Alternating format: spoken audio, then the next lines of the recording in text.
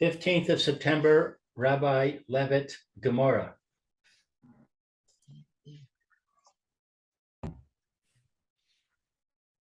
Welcome back, Rabbi.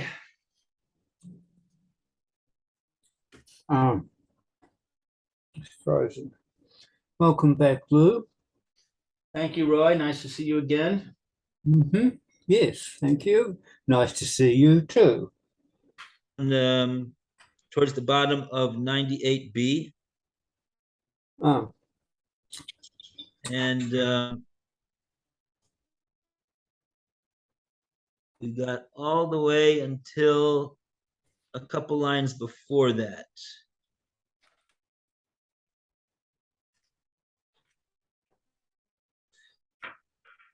Before the All mission, right?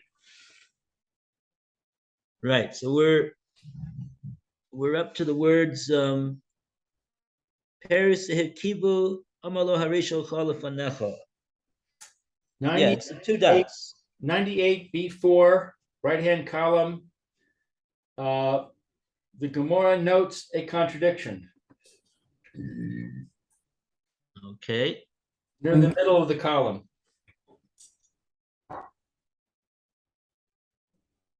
Okay, Roy, would you like to read for us? So,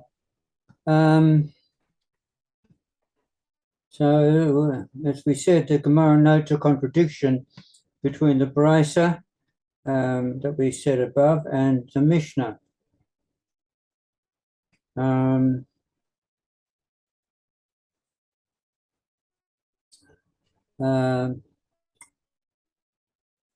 Brisa Vahir Kibor Omer Lo Hare Shelcha Lifanecha. Brisa stated, if one stole fruits and they rotted, he says to the owner, behold, what is yours is before you. Oh, good morning, Phil. Good morning. I was twice because I couldn't figure out, it wasn't working on the computer, so I had the phone, but I went back to the computer's working. Okay. Oh, Baruch Took a Hashem. while. Okay. So we're on Okay. 98B4, right-hand column in the middle. V'hasnan, but we learned in our Mishnah, Peros, Bahirikibur, Mishalem, Bishais, Hagazela. If one stole fruits and they rotted, he pays as of the time of the robbery. And seems to be that we are questioning whether that's what we learned. The Gemara answers, Omar Papa, Ka'an Shahira Kippur, Kulon, here in the Mishnah, which rules that he cannot return the rotten fruits as is. The Tana refers to where they rotted in their entirety. Change Shahira Kippur, Miksa Son, whereas here in the Brisa, which rules that he can return the rotten fruit as is, the Tana refers to where they rotted partially.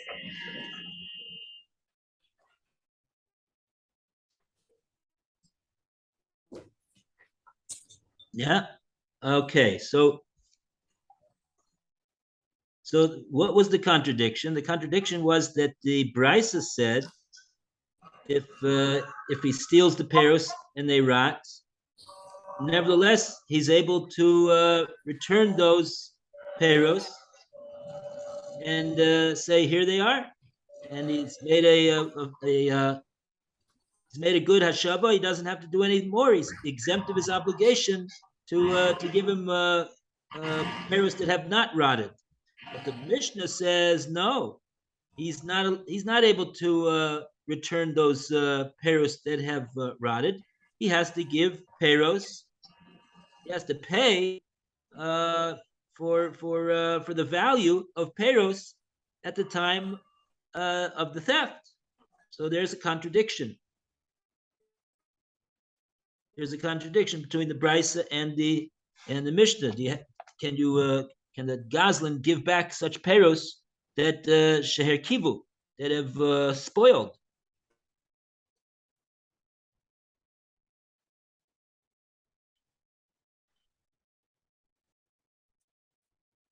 So, oh, frozen.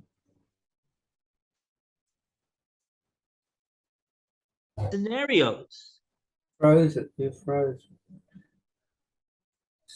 So, Rav Papa says that the kan sheher kivu kulan here, which where we're talking that you have to pay according to the time of the theft. That's talking where they have herkivu kulan, that they have become they have all rotted, so you can't give them back. But the Brisa Khan is talking about herkivu miksasan. Now, what does this mean, kulan and miksasan? Is it referring to the amount of peros that have rotted, or is it referring to the extent to which the peros have rotted? It would seem. What do you say? I say it's both. All of the payros rotted completely. no, that's not what we're asking, right? I think we're asking this the extent of the rotting. Is it for each that every pair has been rotted, or that half of them have rotted and the other half hasn't? Is that what we're asking? Is right? It says in the we're trying to explain the words kulan and miksasan. Rav Papa says in this Rav Papa says in this case we're talking about peros sheherkivu kulan. What does that mean? Have the peros themselves kulan, have, let's say there was 100 of them, have all 100 of them rotted? Is that what it means, kulan? Or does kulan mean that these 100 peros have rotted to the extent that they're completely rotten? Whereas the next scenario, kan, in the other Tanaic source, I'm not going to tell you which one is which. You have to figure that out yourself. Kan, Rav Papa didn't tell us. We got to figure it out. Kan she'erkivu miksasan. Here, they rotted only in parts. What does it mean that they rotted only in parts? Does it mean that only 50 of them rotted, or does it mean that they all rotted 50%? That's the question that I'm asking.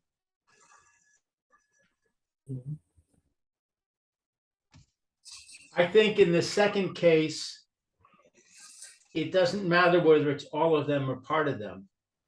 The point is that you don't have a situation where they all rotted completely.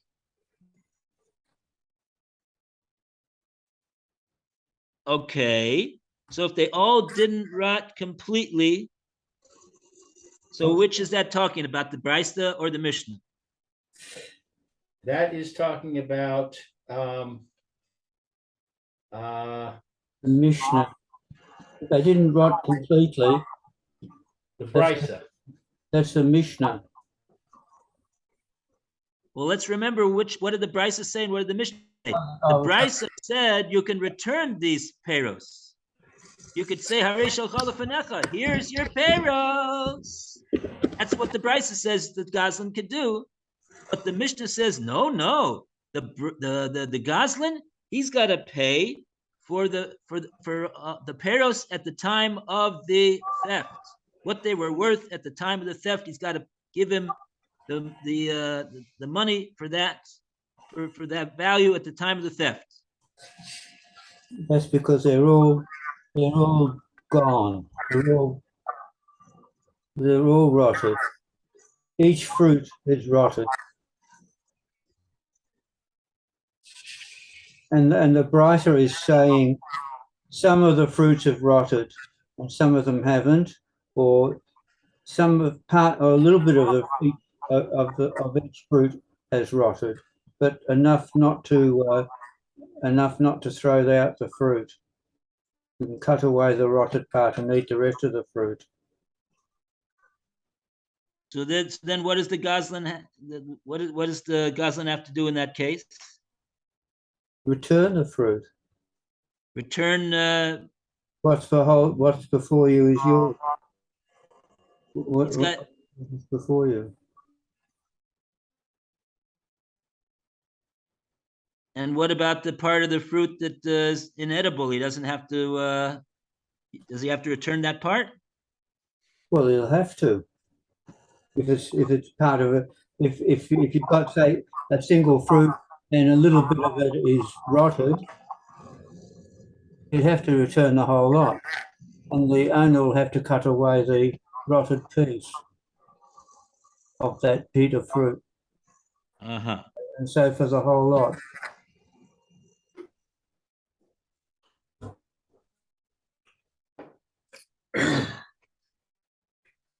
Right. It seems reasonable to assume that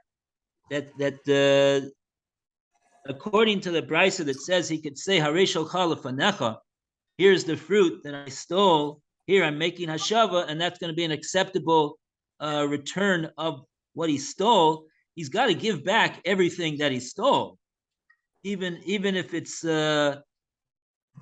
he's not going to be able to give back only a portion of it, because that wouldn't be, that we understand, that wouldn't be a sufficient return.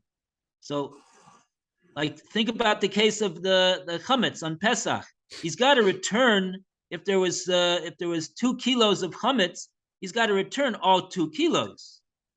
The fact that those 2 kilos of chametz is worthless now because it's asur b'hana, because Pesach came by and made the chametz asur b'hana, but still he's got the 2 kilos that he stole. He's got to return a full 2 kilos.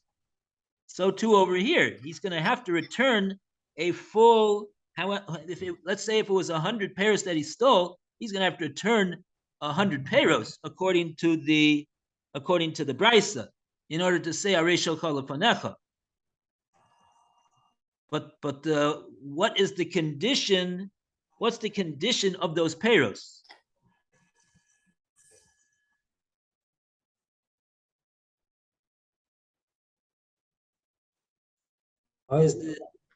So it would seem that, in other words, the brisa is being a little bit more lenient, right? The brisa is being a lot more lenient. He doesn't have to give him back anything except these rotten peros, right? That's obviously being much more lenient than the Mishnah.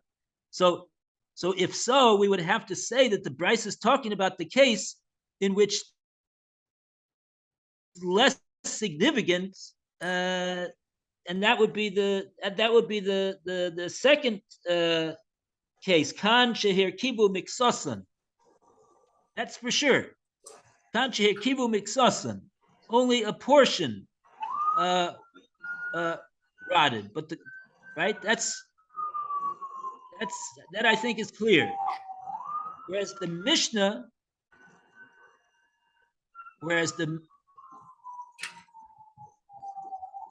I think everybody has to pull over to the side and let the ambulance go by. 1 minute to mute. No, it's okay. He already went by. Okay. Okay, that was just a today's pleasantry. Okay, we'll go further with the Gemora. The Gemora is pleasant enough, and so therefore the Mishnah, which is being stringent, right? They say, oh no, he can't return any of those peros. Can't return any of them. He's got to give the monetary equivalent of the peros that he stole at the time of the gezel. You won't be able to make any hashava. So that's the more stringent ruling in the Mishnah. So that would make sense that that's talking about the more severe rotting of the peros. That would be in the category of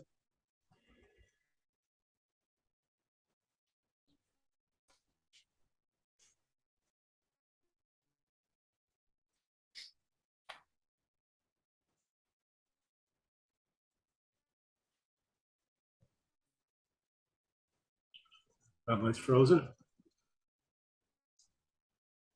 that only 50 of them became rotten, and Sorry, that allows him to return all of them?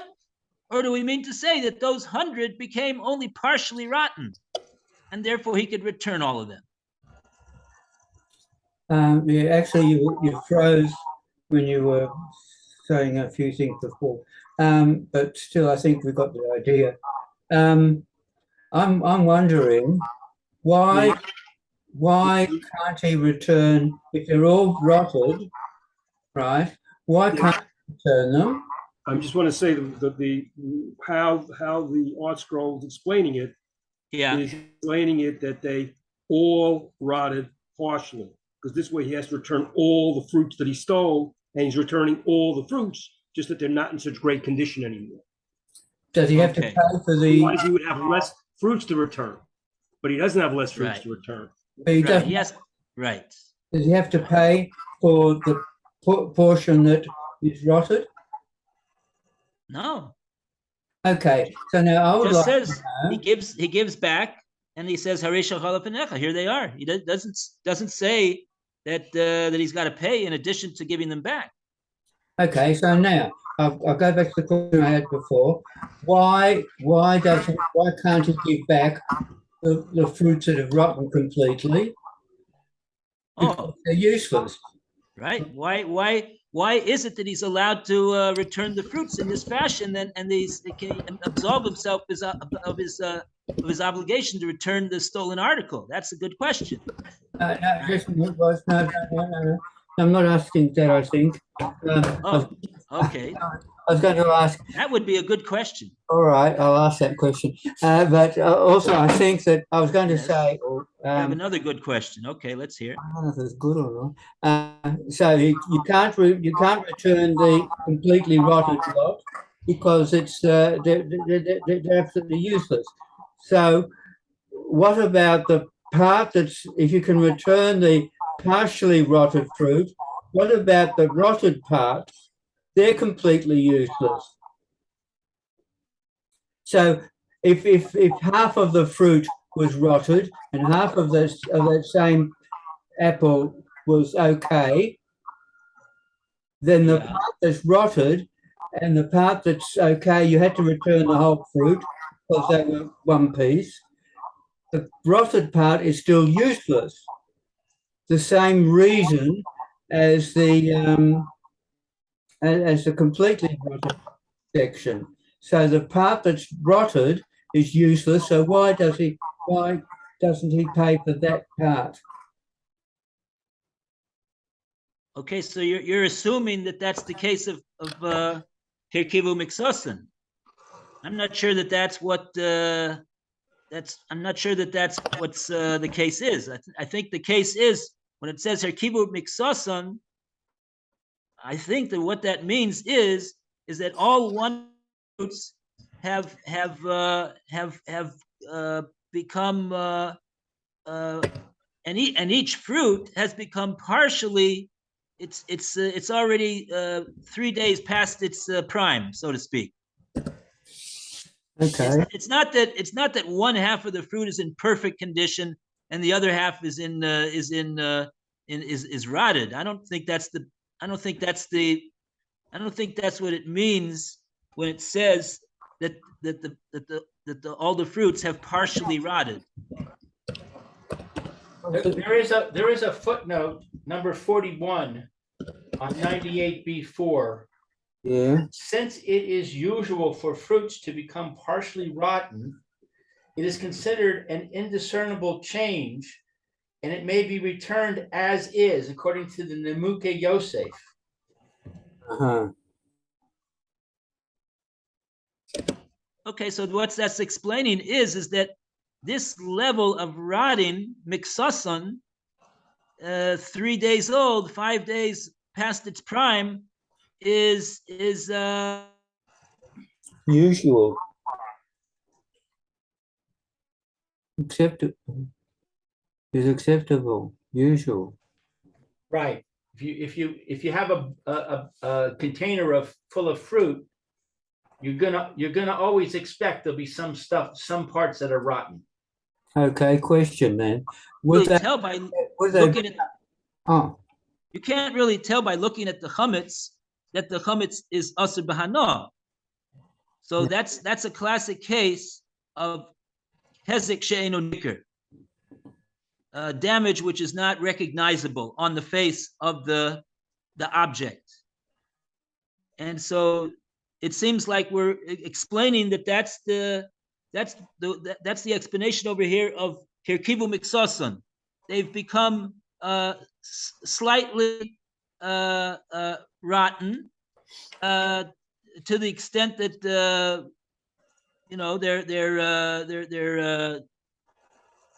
they're not really are they and but even though they are slightly rotten, but you can't tell that they're rotten by looking at them. Whereas if they would be completely rotten, so then you'd look at them and say, "Oi, these peros are they've become they've dissolved, or they have become brown, or they look like they have rotted." That's the case of that they've completely rotted to the extent that they are recognizable that they are rotten peros.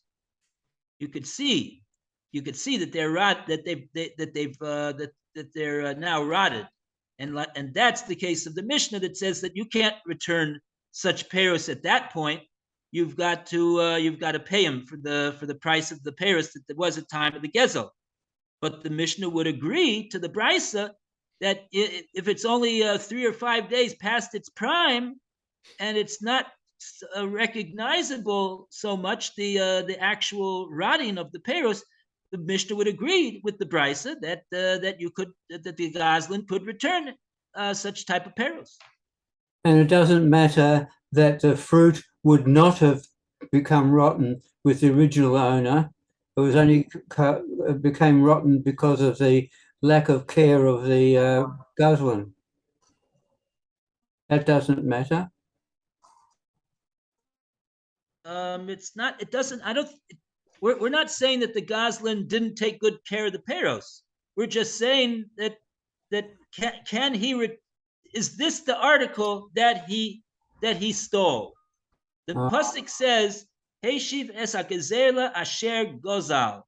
The Goslin has to return the peros asher gozal that he stole. So the Gemora says that he stole what why are you saying that he stole? If he didn't steal them, obviously he doesn't need to return them. If he didn't steal them, we know that he stole them. We're talking about a Goslin who stole them. On that, the Gemara says no. The words asher gozal mean they have to be recognizable as the peros that were stolen. So if they've rotted to the extent that they're recognizably not the peros that he stole, so then both the brisa and the Mishnah would agree that he cannot return such a type of peros like that. Even if it wasn't his fault, but at that point he wouldn't be able to return the peros. But if it's just a few days past their prime, and they're even though they are partially rotten, but they don't look like they're rotten. If you would look at them, you wouldn't see that they're rotten. A person may even eat them like that. I don't know. Does it say anything about would he eat them? Is there any commentary on that? They could be eaten if he was very, very hungry, in other words. He didn't have anything else to eat. He would eat them, of course.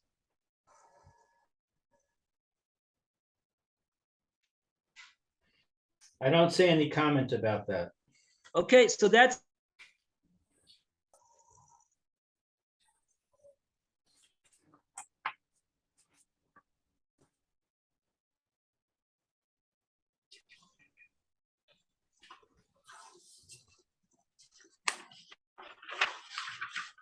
as a result of the aging of the peros, the spoiling of the peros.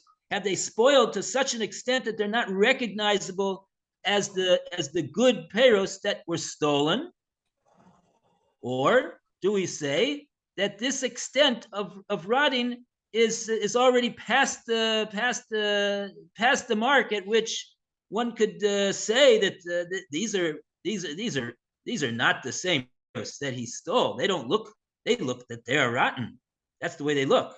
They don't look like what they look like what he stole. Those he can't give them back. He can't give those types of peros back. He's got to. That's what we mean when we say hirkivu pulon. They've become completely rotten. They're recognized as rotten peros. He did not steal rotten peros. He stole proper peros. He didn't steal rotten ones. He can't give back rotten ones like that. That are clear from on the face of it that they're rotten. But the chiddush over here is that even if they have rotted partially, but since it's not nicker, it's not recognizable by looking at them that they look rotten and they're different, that they look different than the ones that he stole. Those peros, he'd be able to say Harei shalcha lefanecha, give them back. He can give them back. That's and Rav Papa is saying that both the Brisa and the Mishnah would agree to that.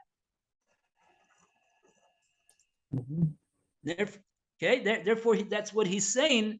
That the Brisa and the Mishnah are not arguing. They're talking about different scenarios. That's why they have a different din, and there's no contradiction, no disagreement between the Brisa and the Mishnah. All right. Where's that leave us now? Where does that leave us? Now, yes. That leaves us with the fact that we see that according to both the Mishnah and the Brisa, we see a very interesting thing. You know what we see? We see that both the Brisa and the Mishnah agree that a Goslin can return what he stole if and be absolved of having to pay for the actual value of what he stole if the hezek that was done was eno nicker. It's not recognizable, the hezek of the article. So just like we say with the chametz, you can't look at the chametz and see, oh, that chametz is asur b'hana. Oh, so that's why the Goslin can give it back. He could give it back. And similarly, he could give peros back also, as long as in their appearance they look to be the same peros that he stole, and even if they have rotted, and they're not really the same quality, desirable to eat as the peros that was stolen. The Goslin can get away with giving them back. He doesn't have to pay the full value of what he stole. That's a chiddush. That's a great chiddush.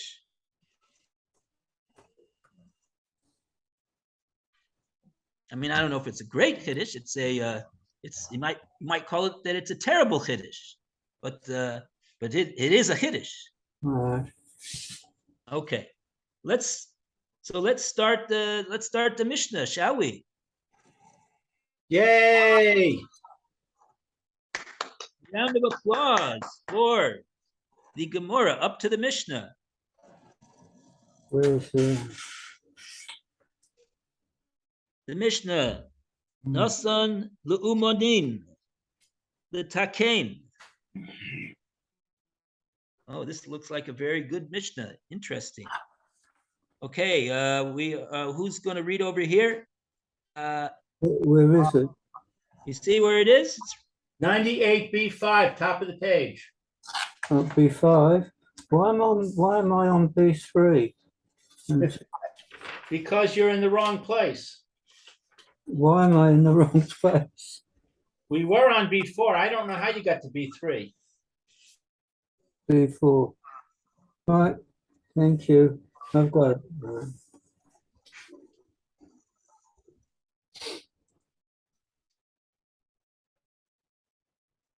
Okay. Who'd like to read? I can read. Lou, like to read. Nasan la umanim l'sakain v'kalu. He gave it to a craftsman to fix, and it was ruined. Chayavin l'shalem. They are obligated to pay. Wow. So I guess that means the uman, the craftsman, has to pay the owner for the value of the thing that the owner gave him. Correct. Nasan, Right. Not right. Nasan, But if he gave it to him to fix, it was broken to begin with. So it's only the value what it started at. Yeah, it's not the value of a brand new kli. He won't be able to take the proceeds and buy a brand new kli with it, but he'll get compensated for the damage that was caused to that old kli. right. Nasan le charash shida teva umigadal le sakain.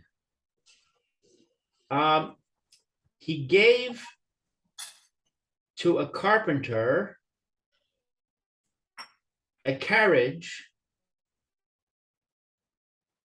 a box, or a closet to fix. The kilkel, and he ruined it. Chayev l'shalem. He's liable to pay. It's interesting to note that in the first statement, it says chayevin l'shalem. They are liable, plural. And the second one, it's singular. I don't know why it's plural in the first one. It seems to me it should be singular in both. I know why. Who knows why? Words. The words of the first one says chayavim. He gave it to multiple people. Umanim. He didn't give it to an uman. He gave it to Umanim. He gave it to lots of people to fix, and they're the ones who ruined it. And But I don't get that. Why would he why gave would it to lots multiple of people? The second one, he only gave it to one person. The first one, he gave it to multiple people to fix it. Now, obviously, there could be, whose job in ruining it. There could be a fight among people as to whose fault it is that it got ruined. And then you have to pay, them approximately who's the guy who ruined it. It's like it's a company. You're bringing it to a company. The company has to pay, and the other one you're bringing it to a single individual.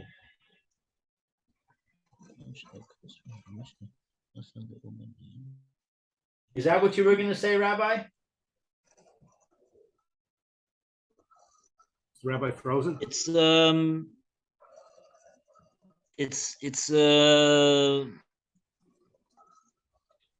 That's what I was going to say, but it still needs a bit of explanation. What does it mean that he gave it to a?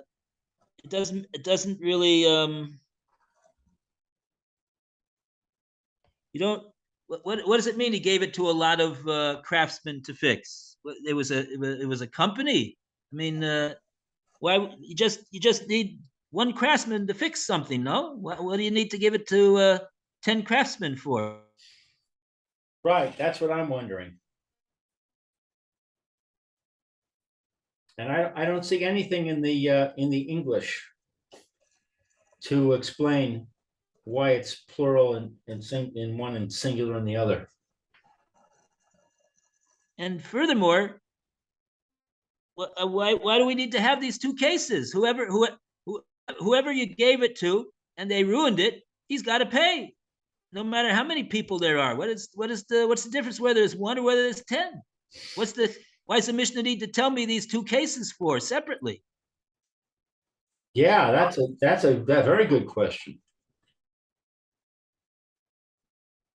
And why is and why did the Mishnah say cherish, a carpenter?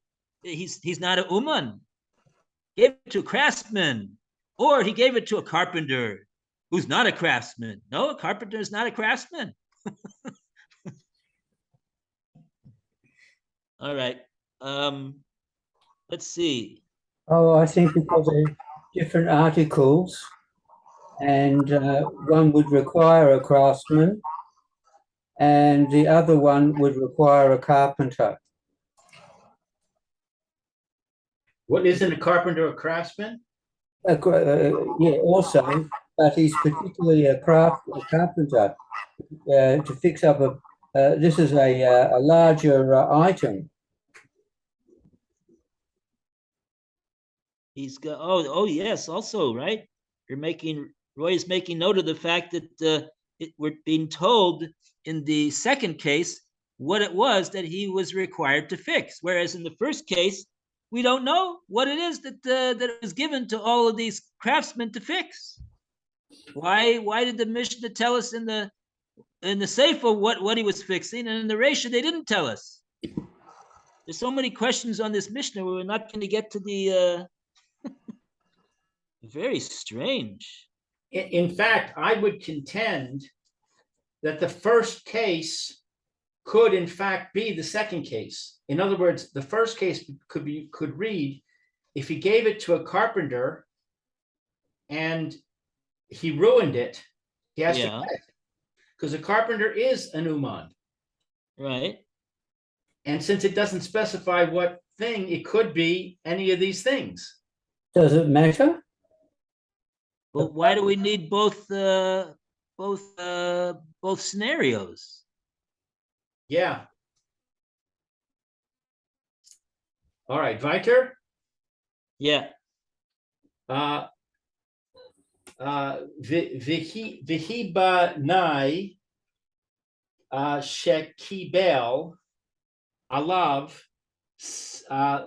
listor es ha-kosel. If a builder contracted to demolish a wall, the shiber ha-avanim o shehizikan, and he broke the stones or he damaged them, chayav l'shalem, he's obligated to pay. So this is slightly different. Hayah so ser mitzad zeh. If he was demolishing from one side, v'nafal mitzad acher, and it fell from another side, patur, he's not liable. V'im me chamas hamakeh, but if because of the blow, chayiv, he's liable. So if he's on one side and it fell on the other side, he's not liable unless it fell on the other side because of the blow that he struck. Okay, Shabbat Shalom. It's time. We'll have to go over this again next week. Shabbat shalom. Shabbat shalom. Okay. Bye. Phil. Shabbat shalom, Phil. See you, Phil. Bye for now. Bye. All the best. Thank you, Rabbi. Okay, so I'm gonna try to get ask him for a cable for a computer that goes into the router. Yes, I think that's the next step. And I'm gonna have to know what type of just different types of cables, or is there a standard one, or? There's a standard internet cable. If you just ask them for an internet cable, they should give you the right thing. Okay, in other words, it'll fit into the router, and it also fit into the computer. Right. Okay. Yeah, but where into the computer? Standard internet cable. That much I'll leave to my ability to ascertain which opening it is to get it in there. If you have a laptop, you can just bring the laptop in and show it to them and say, I want to connect this laptop to my router. Okay, Anyway, that's what I'm asking. You think that would be a good idea to do that? Okay. If it's a laptop, I would take it in, yeah, unless your wife needs it. Okay. Okay. Okay. Very good. Otherwise, get the model of the laptop, write it down. If you can't bring the laptop itself, Well, they're all pretty much the same. yeah, but still. All right. Very good. Okay, so that's the next step. We'll see if that hopefully that'll improve the situation. Hatzlacha Rabba. Okay. Bye for now. Bye. Okay. All the best. Bye. Okay, bye-bye. We'll see you Bye, about, Alan. Alan, Bye, see you at Lou. 4. see you about 4 o'clock, Lou, right? Yeah.